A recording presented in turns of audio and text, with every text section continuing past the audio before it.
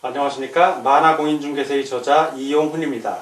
오늘은 부동산세법 제18강 시간으로서 1. 재산세의 5. 토지의 상세 부분 두 번째 시간이고 6. 낙세 의무자 7. 과세 표준에 대해서 같이 알아보도록 하겠습니다. 먼저 토지의 상세 부분 두 번째로서 종합 합산 과세 대상 토지에 대해서 알아보겠습니다. 종합 합산 과세 대상 토지. 자, 종합합산 과세 대상 토지가 한 10가지 정도가 나옵니다. 그래서 이 종합합산 과세 대상 토지는 3단계 초과 누진세율이 적용이 되는데 0.2%에서부터 0.5%가 적용이 되고요. 그 종류는 첫 번째 목장용지 또는 공장용지의 기준 면적을 초과하는 토지에서 목장용지 그리고 공장용지 중에서 기준 면적 초과하는 겁니다. 초과하는 부분. 예. 자, 두 번째는 건축물의 부속 토지로서 건축물의 바닥 면적의 용도 지역별 적용 비율을 곱하여 산정한 면적 범위 초과 시 그 초과하는 부분의 토지. 역시 건축물의 부속 토지인데 용도지별 적용 비율 곱해서 산정한 면적 범위를 초과하는 것. 예, 초과 부분은 종합합산 과세 대상 토지가 됩니다.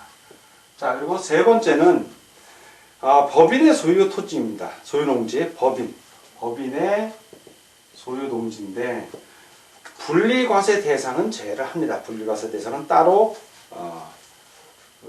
과세 대상을 하고요. 분리해서. 자, 네 번째 도시지역 중 주거지역, 상업지역, 공업지역 내 농지, 목장용지 임합니다. 그러니까 땅을 함부로 놀리지 말라는 얘기죠. 도시지역 내 주거지역, 상업지역, 그리고 공업지역 내의 농지, 목장용지, 그리고 임야입니다. 임야. 이런 것들은 종합합산 과세 대상 토지가 됩니다.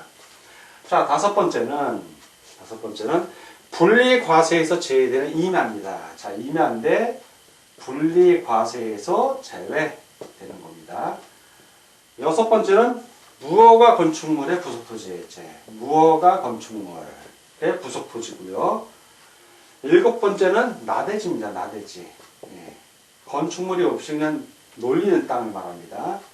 자, 여덟 번째는 잡종지. 그리고 아홉 번째는 건축물의 시가 표준액이 해당 부속 토지의 시가 표준액의 2%에 미달하는 건축물의 부속 토지 중 그 건축물의 바닥 면적을 제외한 부속 토지를 말합니다. 자, 건축물의 시가 표준액이 있고 그 건축물의 부속 토지예요. 그 토지의 시가 표준액이 있는데 이 토지의 시가 표준액이 워낙 비싼 겁니다. 그거의 2% 보다도 안 돼. 예, 2%에 미달하는 거. 이런 경우에 그 건물이 있고 토지가 이렇게 있는데 이 건물이 위치한 바닥 면적을 제한 이 나머지의 시가 표준액의 2%도 안 되는 거예요. 이 건축물의 시가 표준액이. 그런 경우에 나머지 땅에 대해서는 종합합산 과세를 한다는 얘기입니다. 그리고 열 번째는 분리 과세 대상 토지와 별도 합산 과세 대상 토지를 제외한 것. 예. 나머지 제외한 것들은 다 종합합산 과세 대상이 되는 겁니다. 자, 토지의 상세 부분을 저번 시간, 이번 시간에 벌써 했는데, 근데 시험 문제 좀 잘 나오는 걸 한번 정리를 할게요.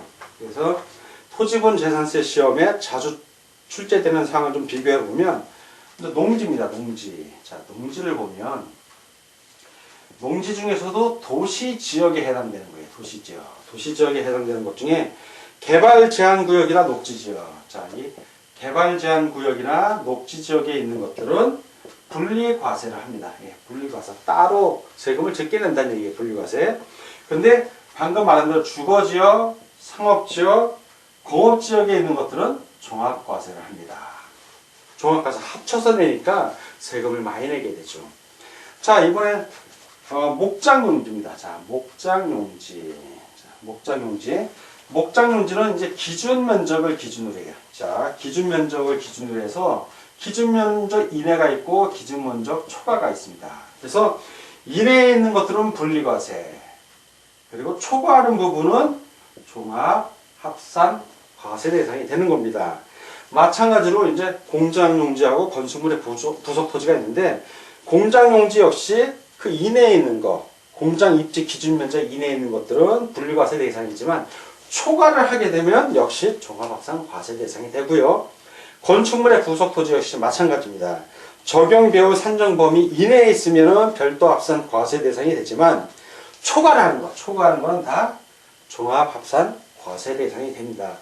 요 토지분 재산세 시험에 자주 출제되는 비교사항은 암기하려고 하지 마시고 자꾸 읽다 보면 나중에 저절로 이해가 됩니다. 그러니까 처음 공부하시는 분은 절대 스트레스 받지 마시고 이런 게 있구나 라고만 하고 넘어가시기 바랍니다.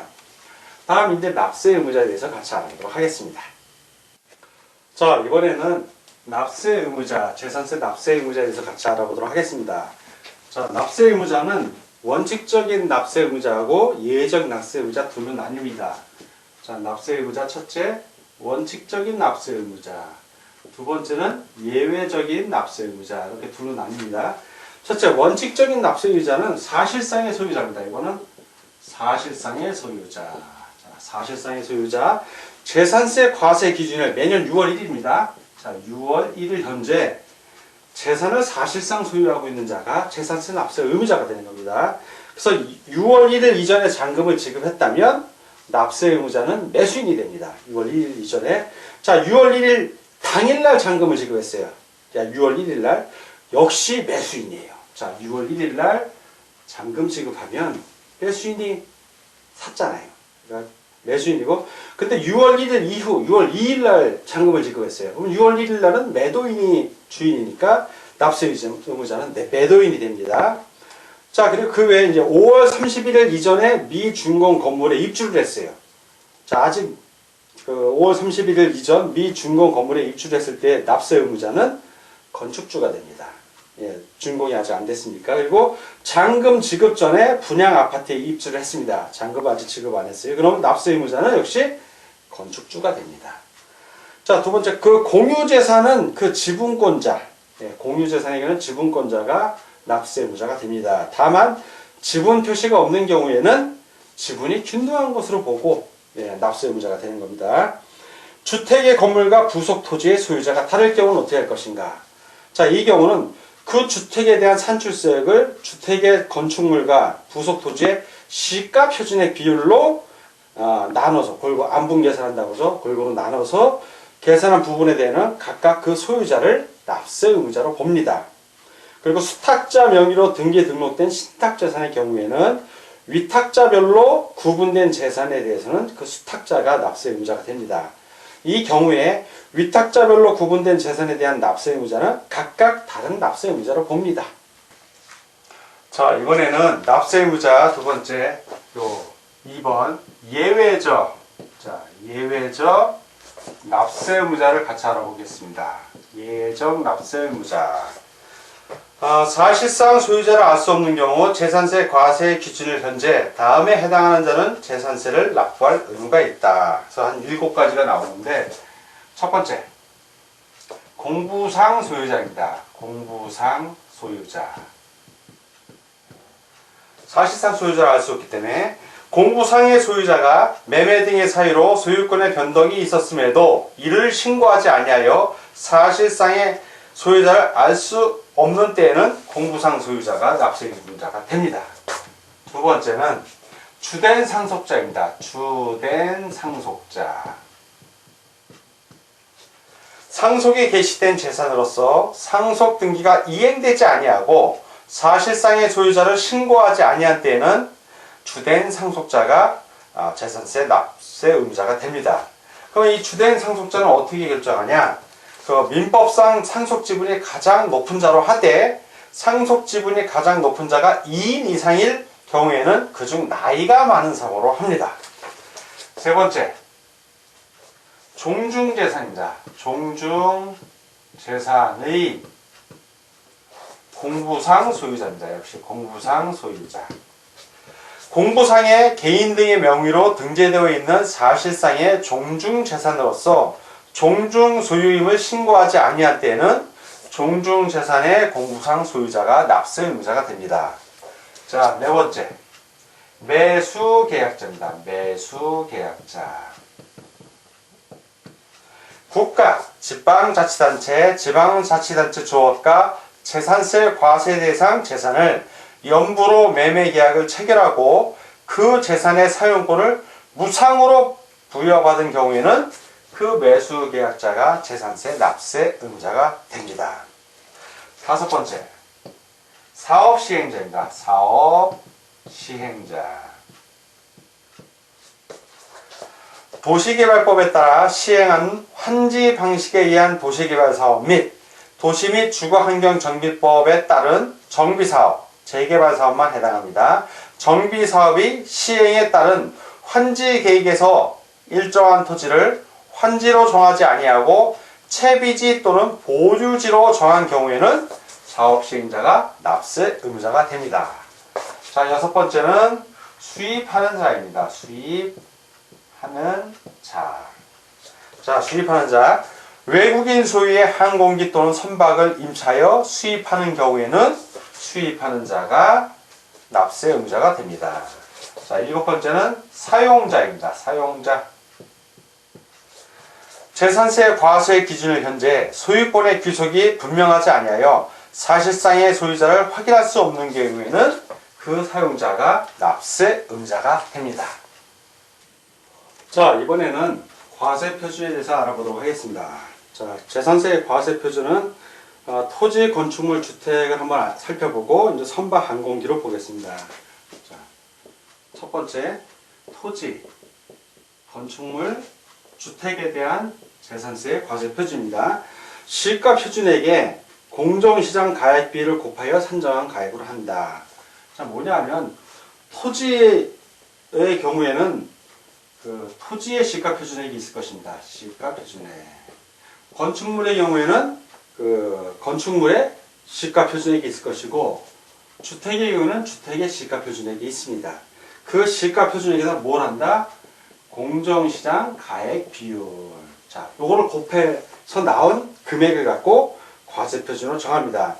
이 공정시장 가액 비율의 경우에는 시행령이 다 되어 있습니다. 지방세법 시행령에 그 토지 및 건축물의 경우에는, 자, 토지하고 건축물의 경우에는 시가 표준액의 100분의 50에서 100분의 90까지 요 중에 한 부분을 정해서 시행령에 결정을 하고요. 주택의 경우에, 자, 주택의 경우에는 100분의 40부터 100분의 80 사이에서 결정을 해서 공정시장 가액비율을 정하게 됩니다. 그렇게 해서 곱해서 나온, 그러니까 시가 표준액보다 높다, 낮다, 과세 표준이 낮죠. 100분의 50에서 100분의 90 사이고 100분의 40에서 100분의 80 사이니까 시가 표준액보다는 약간 낮은 금액을 과세 표준으로 하게 됩니다. 자, 선박하고 항공기요. 자, 선박하고 항공기. 자, 선박하고 항공기의 경우에는 시가 표준액이라고 합니다. 시가 표준액. 이때는 공정시장 가액비율이 없어요. 그냥 시가 표준액이 선박하고 항공기의 재산세 과세 표준이 됩니다. 자, 오늘은 여러분과 부동산세법 제18강 시간이었고, 1. 재산세의 5. 토지예상세 부분 2와 6. 납세의무자 7. 과세 표준에서 같이 공부하였습니다. 오늘 공부하느라고 수고 많으셨습니다. 다음 시간에 뵙겠습니다. 감사합니다.